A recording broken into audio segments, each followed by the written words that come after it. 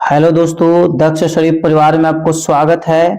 मैं महाराज कुमार गुप्ता आपके समक्ष म्यूजिक बिहार स्टेट के लिए अति महत्वपूर्ण प्रश्न लेकर के आए हैं। जो भी बच्चे बिहार स्टेट म्यूजिक का शिक्षक बनना चाहते हैं, स्टेट निकालना चाहते हैं, उनके लिए यह टेस्ट अति आवश्यक होने वाला है। यह MCQ टेस्ट नंबर 2 है। हम डिस्क्रिप्टिव पढ़ाते पढ़ाते टेस्ट इसलिए लाए हैं ताकि पता चल सके कि आपका तैयारी कितना हो गया है और कितना भी बाकी है। ठीक है, इसलिए इस क्लास को आपको मिस नहीं करना है। प्रत्येक प्रश्न को आंसर बच्चों आपको कमेंट्स में देना है और अंतिम में जरूर बताना है कि आपका कितना सही हुआ। यही स्कोर आपको आगे आने वाले एग्जाम्स में जैसे बहुत आगे लेकर के जाएगा। अतः आज का प्रथम प्रश्न मित्रों कि संगीत वाद्यों के कितने वर्गीकरण हैं। संगीत वाद्यों के कितने वर्गीकरण है मित्रों? आप कमेंट्स में इसके फर्स्ट आंसर दे दिया कीजिए। तो इसका आंसर हो जाएगा मित्रों 4 है। कितना है? 4। संगीत वाद्यों को कितने वर्गीकरण है? तो 4 है। चारों का नाम आपको बता देते हैं। तत् है, अवनद है, सुशीर है और एक घन वाद्य है। ये चारों वाद्यों के बारे में मित्रों हम डिटेल्स में आपको पढ़ा दिए हैं। इसका वीडियो हम डिस्क्रिप्शन बॉक्स में डाल भी देंगे। आप जरूर एक बार देख लीजिएगा ताकि आपको एग्जाम आराम से निकल जाए। अवनद वाद्य कौन सा है? अभी जैसे वाद्य के 4 प्रकार बताए, इसमें बताना आपको है कि अवनद वाद्य कौन है। तो अवनद वाद्य मित्रों तबला है। कौन है? तबला है। 50 क्वेश्चन लाए, 50 में आपका कितना सही हुआ आप जरूर हमको बताइए कमेंट्स में ताकि हम आपको जवाब दे सके कि अभी और कितना आपका तैयारी बाकी है। तो अवनद वाद्य कौन है? तो तबला है। अब हम बताते हैं कि अवनद के अंतर्गत तबला को क्यों रखा गया, क्योंकि वैसा वाद्य जो जानवरों के चमड़ी के प्रयोग करके बनाया जाता है उसे हम अवनद वाद्य कहते हैं। ठीक है, अगला आपका प्रश्न है विद्युत संगीत वाद्य कौन सा है? विद्युत संगीत वाद्य कौन सा है? तो मित्रों इसका आंसर आपको हो जाएगा, तो इसका आंसर मित्रों हो जाएगा आपको तालमाला, मतलब डॉग। अब आपको जानना है कि विद्युतमय संगीत किसको बोलते हैं, मतलब वैसा यंत्र, ठीक है, जिसको लाइन का प्रयोग करके, इलेक्ट्रिक का प्रयोग करके मित्रों बजाया जाता है, उसको तालमाला वाद्य कहते हैं। जैसे सारंगी में लाइन नहीं दे, तबला में भी लाइन की जरूरत नहीं होता, हारमोनियम में भी लाइन की जरूरत नहीं होता करंट का, जबकि इसमें होता है। अगला आपका प्रश्न है तबले में कितने गद्दे होते हैं? तबले में कितने गद्दे होते हैं? तो मित्रों 8 होते हैं। एक चीज बार बता रहा है कि तबला के बारे में भी हम डिटेल्स जानकारी आपको दे दिए हैं, वाद्य यंत्र के बारे में। अब जरूर जाकर के मित्रों वीडियो को देख लीजिए। अगला आपका प्रश्न है सितार के तरबों में तारों की संख्या होती है। सितार के तरबों में तारों की संख्या मित्रों कितनी होती है? तो 11 होती है। आप फटाफट कमेंट में आंसर दिया कीजिए ताकि पता चल सके कि आपका कितना आंसर सही हो रहा है। अगला प्रश्न है संतूर का संबंध किस प्रांत से है? संतूर का संबंध किस प्रांत से है? तो मित्रों इसका आंसर आपको हो जाएगा कश्मीर से। क्या आंसर हो जाएगा? कश्मीर से। संतूर का संबंध किस प्रांत से है? तो कश्मीर से है मित्रों। अगला आपका प्रश्न है हारमोनियम को किस वर्ग में रखा गया है? आपको इसका आंसर जरूर याद होना चाहिए कि हारमोनियम को किस वर्ग में रखा गया है? तो सुशीर में रखा गया है। किस में रखा गया है? सुशीर में रखा गया है। ठीक है, आपको बताते चले कि वाद्य कितने प्रकार के? 4 है। यही चारों का नाम देखिए दिया हुआ है, घन है, सुशीर है, तत् है, अवनद है। ठीक है, तो हारमोनियम ईयर के माध्यम से बजाया जाता है, इस प्रकार क्या हो गया? सुशीर के अंतर्गत आ जाएगा। अगला प्रश्न है कि मेलोडी संख्या की अवधारणा मूल रूप से संबंधित है। मेलोडी संख्या की अवधारणा मूल रूप से संबंधित है। तो मित्रों इसका आंसर हो जाएगा उत्तर भारतीय शास्त्रीय संगीत से। बोल इसका आंसर क्या है? सही है। अगला प्रश्न है इक्वली टेम्पर्ड स्केल का उदाहरण है। इक्वली टेम्पर्ड स्केल का उदाहरण है। तो मित्रों इसका आंसर आपको हो जाएगा सारंगी। क्या हो जाएगा? सारंगी। अब कमेंट से फटाफट आंसर दिया कीजिए। पश्चिमी देशों की कुल स्वरलिपि कौन सी है? पश्चिमी देशों की मुख्य स्वरलिपि कौन सी है? तो मित्रों इसका आंसर आपको हो जाएगा अष्टाफ। क्या हो जाएगा? अष्टाफ हो जाएगा, सी नंबर। अगला आपका प्रश्न है पाश्चात्य संगीत में सप्तक को क्या कहते हैं? अति महत्वपूर्ण प्रश्न आपका है कि पाश्चात्य संगीत में सप्तक को क्या कहते हैं मित्रों, तो इसको ऑक्टेव बोलते हैं। क्या बोलते हैं? ऑक्टेव। बहुत ही महत्वपूर्ण प्रश्न है। अगले प्रश्न की ओर हम लोग चलेंगे। पाश्चात्य संगीत में तीव्र स्वर को क्या कहते हैं? पाश्चात्य संगीत में तीव्र स्वर को मित्रों शार्प कहा जाता है। क्या कहा जाता है? शार्प कहा जाता है। अगला आपका प्रश्न है कि मॉडरेट किस प्रकार का लय है? मॉडरेट किस प्रकार का लय है? आप जरूर आंसर दिया कीजिए। तो मित्रों इसका आंसर आपको हो जाएगा मध्य लय है। कौन सा लय है? मध्य लय है। अगला आपका प्रश्न है दोस्तों, रिदम कितने प्रकार की होती है? कमेंट्स में फर्स्ट आंसर दिया कीजिए कि रिदम कितने प्रकार की होती है। तो मित्रों इसका आंसर हो जाएगा रिदम आपको 3 प्रकार का होता है। रिदम कितने प्रकार का होता है? 3 प्रकार का होता है। अगला प्रश्न की ओर हम लोग चलेंगे। उस्ताद अलाउद्दीन खां के प्रमुख शिष्य हैं। उस्ताद अलाउद्दीन खां के प्रमुख शिष्य कौन है? तो पंडित रविशंकर साहब। अति महत्वपूर्ण प्रश्न आपका है मित्रों। मेरा कोशिश है कि सभी के सभी प्रश्न जिसमें हम लाए हैं प्रीवियस ईयर का लाए हैं, सभी पूछे हुए प्रश्नों का एमसीक्यू में आपको हम डाले हैं, इसलिए आप जरूर इसका आंसर कमेंट्स में दिया कीजिए। पंडित भारतखंडे ने राग वर्गीकरण हेतु कितने ठाटों का प्रयोग किया है? तो मित्रों इसका आंसर हो जाएगा 10, सी नंबर। पंडित भारतखंडे ने राग वर्गीकरण हेतु कितने ठाटों का प्रयोग किया है? तो 10। अगला आपका प्रश्न है मित्रों कि पंडित रामचतुर मल्लिक किस घराने के थे? पंडित रामचतुर मल्लिक किस घराने के थे? तो इसका आंसर हो जाएगा, तो इसका आंसर मित्र हो जाएगा अमिताभ। ठीक है, बहुत ही अनजान टाइप का नाम है। इसी तरीका का प्रश्न पूछने की चांस आपको ज्यादा बनता है। अगला प्रश्न मित्र आपका कि क्रमिक पुस्तक मल्लिका के लेखक कौन है?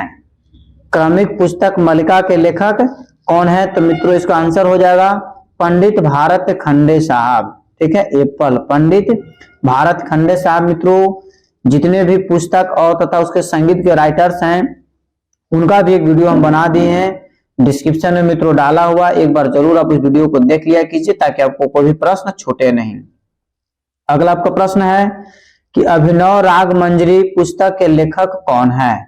अभिनव राग मंजरी पुस्तक के लेखक कौन है? तो मित्रों इसका आंसर हो जाएगा पंडित भारत खंडे साहब। पंडित भारत खंडे साहब। इसका आंसर क्या है? कैट है। और क्रमिक पुस्तक के लेखक भी जैसे भारत खंडे साहब ही थे और अभिनव राग मंजरी पुस्तक के लेखक ही भारत खंडे साहब ही। अगला प्रश्न मित्रों आपका बृहदेशी के लेखक कौन है? तो मित्रों इसका आंसर आप कमेंट से फर्स्ट से दिया कीजिए कि बृहदेशी के जो लेखक आपको है मतंग साहब है, मतंग ऋषि। ठीक है, बृहदेशी के लेखक कौन है? तो मतंग साहब है। अगला आपका प्रश्न है कि भारत के विकृति स्वर है। तो भारत के विकृति स्वर मित्रों आपको बताना है कि कौन होगा। तो इसका आंसर हो जाएगा अंतर्गंधा। गलत लिखा हुआ, अंतर्गंधा। ठीक है, अगला आपका प्रश्न मित्रों कि संगीत रत्नाकर में कितने स्थानों का वर्णन है? संगीत रत्नाकर में मित्रों कितने स्थानों का वर्णन है? तो इसका आंसर मित्रों कमेंट से फट से दिया कीजिए। इसका आंसर हो जाएगा 96, 96 स्थानों का वर्णन है। ठीक है, अगला आपका प्रश्न है कि नाट्य शास्त्र के किस अध्याय में काकू का विस्तृत है? नाट्य शास्त्र के किस अध्याय में काकू का विस्तृत है? तो मित्रों इसका आंसर हो जाएगा 6ठे अध्याय में। कौन सा अध्याय में? 6ठे अध्याय में। आपको बताते चले कि नाट्य शास्त्र को सप्त अध्याय भी कहा जाता है क्योंकि नाट्य शास्त्र के 7 अध्याय ही हैं, इसलिए इसे सप्त अध्याय भी बोला जाता है। नाट्य शास्त्र के लेखक है मित्रों भरत मुन्नी। कौन है? भरत मुन्नी। अगला प्रश्न आपका बृहदेशी में कुल कितने अध्याय हैं? तो मित्रों बृहदेशी में जैसे कुल 5 अध्याय हैं और जबकि नाट्य शास्त्र में कुल कितने अध्याय हैं? 7 अध्याय हैं। आपको याद रखना है। अगला प्रश्न है राग मालकौंस का अंश स्वर कौन सा है? बहुत बार मित्रों हम पढ़ा चुके हैं कि राग मालकौंस का अंश स्वर कौन सा है। तो इसका आंसर मित्रों हो जाएगा यह कहने के मतलब है कि बॉल। राग मालकौंस का अंश स्वर क्या है? तो यह है। अगला प्रश्न है दोस्तों राग दरबारी में कौन सा स्वर प्रमुख है? राग दरबारी में कौन सा स्वर प्रमुख है? तो मित्रों इसका आंसर हो जाएगा कोमल गंधार। क्या हो जाएगा? कोमल गंधार। फटाफट अब कमेंट्स में आंसर दिया कीजिए। राग जौनपुरी का वादी संवादी क्या है? राग जौनपुरी का वादी संवादी क्या है? तो मित्रों इसका आंसर हो जाएगा छ और ग, मतलब एप्पल। वादी स्वर आपका छ है और संवादी स्वर आपका ग है। अगला प्रश्न है कि बिलावल के किस विषय को यदि षड्ज मानकर गाया जाए तो किस राग का स्वर प्राप्त होगा? तो मित्रों बहुत ही अति महत्वपूर्ण प्रश्न है, कमेंट्स में जरूर आंसर दीजिए। तो इसका आंसर हो जाएगा भैरवी, मतलब डॉ। क्या हो जाएगा? डॉ। कुछ समय आपको इसीलिए हम छोड़ देते हैं ताकि आप आंसर दे सकें। राग पुरिया धनाश्री का गायन समय है। तो राग पुरिया धनाश्री का गायन समय जो मित्रों आपका है संध्या काल है। कब है? संध्या काल है। आपको बताते चले कि संगीत में जो प्रहर कितने हैं? तो 8 है। तो उसी 8 में से एक क्या है? संध्या काल है। अगला प्रश्न आपका है मित्रों, राग छायानौट निम्नलिखित में से किस श्रेणी में आता है? तो मित्रों इसका आंसर आप कमेंट्स में तुरंत दीजिए। तो इसका आंसर हो जाएगा संकीर्ण के अंतर्गत आता है। किसके अंतर्गत आता है? संकीर्ण के अंतर्गत। अगला प्रश्न मित्रों आपका सा म भ प म प ध प म रे सा स्वर समूह किस राग का है? तो इसका आंसर मित्रों हो जाएगा केदार राग का। आपको हम पढ़ा भी चुके इसके बारे में, इसलिए आप पहले यदि एमसीक्यू दे रहे हैं और यदि आपका स्कोरिंग नहीं हो रहा है तो एमसीक्यू टेस्ट देने के बाद मित्रों आप सभी क्लास को बिहार स्टेट म्यूजिक से प्ले लिस्ट बना हुआ है, आपको जो है प्ले लिस्ट में जाकर के आप सभी वीडियो को देख लीजिए। ऑटोमेटिक आपको आंसर नंबर आना क्या हो जाएगा? शुरू हो जाएगा। निम्नलिखित में से कौन 14 मात्रा का ताल है? निम्नलिखित में से कौन 14 मात्रा का ताल है? तो इसका आंसर हो जाएगा मित्रों धमार ताल। और धमार ताल कब गाया जाता है? तो होरी में गाया जाता है। अगला प्रश्न आपका है ताल प्रकाश के लेखक कौन थे? बहुत ही महत्वपूर्ण प्रश्न है। ताल प्रकाश के लेखक जो है मित्रों आपको भगवत शरण शर्मा है। भगवत शरण शर्मा है। अगला प्रश्न आपका है कि ताल की कितनी जातियां होती है? तो मित्रों ताल की जो जाति है मित्रों 5 जाति है। ताल की कितनी जाति है? 5 जाति है। 5 तालों का नाम आपको हम बता चुके हैं, जाति का नाम सॉरी। और अगला प्रश्न आपका है कि रूपक ताल के समान मात्रा वाला ताल कौन सा है? मतलब रूपक ताल के समान मात्रा वाला ताल है। तो इसका आंसर हो जाएगा मित्रों तीव्रा। क्या हो जाएगा? तीव्रा। अगला प्रश्न आपका है कुआड़ी लय से क्या अभिप्राय है? कुआड़ी लय से मित्रों क्या अभिप्राय? तो इसका आंसर हो जाएगा डेढ़ी, मतलब डेढ़। डेढ़ कहने का मतलब है कि 1.5 या 3/2 भी मित्रों इसको ऑप्शन में आपको दे सकता है। ठीक है। अगला प्रश्न आपका है गंधार और मध्य के बीच गंधार और मध्यम के बीच कौन सा स्वर अंतर है? तो मित्रों इसका आंसर हो जाएगा माइनर टोन इंटरवल। मतलब बॉल इसका आंसर क्या है? सही है, माइनर टोन इंटरवल। ठीक है। अगला आपका प्रश्न है चौमासा किस ऋतु में गाया जाता है? चौमासा किस ऋतु में गाया जाता है? तो मित्रों इसका आंसर आपको हो जाएगा वर्षा ऋतु में गाया जाता है। चौमासा कौन सी ऋतु में गाया जाता है? तो वर्षा ऋतु में गाया जाता है। अगला प्रश्न मित्रों आपका कि नौटंकी किस प्रदेश का परंपरागत लोक नृत्य है? नौटंकी किस प्रदेश का परंपरागत लोक नृत्य है? तो इसका आंसर मित्रों हो जाएगा उत्तर प्रदेश का नौटंकी है। आपको पहले से मालूम होना चाहिए। अगला आपका प्रश्न है कजरी कब गाई जाती है? कजरी कब गाई जाती है? तो मित्रों वर्षा ऋतु में। कजरी कब गाई जाती है? तो वर्षा ऋतु में। अगला प्रश्न आपका है जो बहुत ही महत्वपूर्ण है कि शिक्षा देने का अर्थ है। शिक्षा देने का अर्थ है। तो मित्रों इसका आंसर आपको हो जाएगा निर्देश देना। क्या देना? निर्देश देना। कुछ आपको एजुकेशन से संबंधित आपको हम प्रश्न लेकर के आए हैं जो एजुकेशन से रिलेटेड भी आपको पूछता है कि एक शिक्षक का दायित्व क्या होना चाहिए। उसी से रिलेटेड मित्रों कुछ प्रश्न डाल दिए ताकि आपका तैयारी अच्छे ढंग से हो जाए। तो इनमें से एक शिक्षण प्रविधि है। इनमें से एक शिक्षण प्रविधि है। इसका आंसर हो जाएगा मित्रों सचित्रण। सचित्रण। अगला प्रश्न आपका है जीवित प्राणी की प्राकृतिक क्रिया है।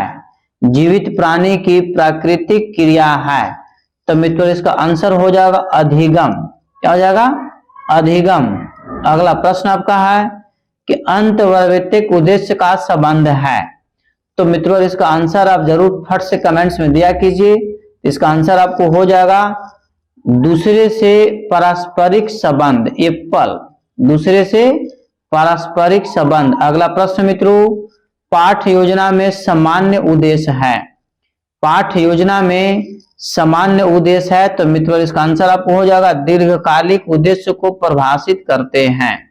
अगला प्रश्न आपका है शिक्षण विधि से जो शिक्षार्थी को वास्तविक समस्या में शामिल करता है, ठीक है, उसको हम क्या बोलते हैं? तो इसका आंसर हो जाएगा मित्रों परियोजना आधारित। क्या हो जाएगा? परियोजना आधारित। अगला प्रश्न आपका है मित्रों कि विषय वस्तु निर्धारित करता है। विषय वस्तु निर्धारित करता है, तो शिक्षण विधि इसको निर्धारित करता है, शिक्षण विधि को। अगला प्रश्न आपका है छात्र छात्राओं के मिश्रित कक्षा में सहयोग उन्नत करने हेतु अच्छी विधि है, तो मित्रों इसका आंसर हो जाएगा सी। कहने का मतलब है कि प्रदर्शन। क्या हो जाएगा? प्रदर्शन। इस प्रकार मित्रों आज का क्लास यहीं पे समाप्त किया गया। यदि आप इस चैनल पर मित्रों पहली बार विजिट कर रहे हैं तो चैनल को जरूर सब्सक्राइब कर लें। इस चैनल पर प्रतिदिन सुबह 8 बजे मित्रों म्यूजिक का क्लास स्टार्ट किए जाते हैं। प्रतिदिन क्लास आप जरूर ज्वाइन करें। मेरा उद्देश्य है कि आपका जीवन एक सुखमय और एक अच्छे ढंग से बिताने के लिए आवश्यकता से ज्यादा ज्ञान दे दें, ताकि आपका म्यूजिक शिक्षक से जो आपको शिक्षक बनने की सपना है वो 100% पूरा हो जाए। आप हमारे साथ जुड़े हुए रहे मित्रों। और मित्रों यदि वीडियो आपको अच्छा लगा हो तो अपने स्टडी ग्रुप में जरूर शेयर कर दें और लाइक भी जरूर कर दें, ताकि हमको सपोर्ट मिल सके। एक बार प्रेम से बोलिए भारत माता की जय।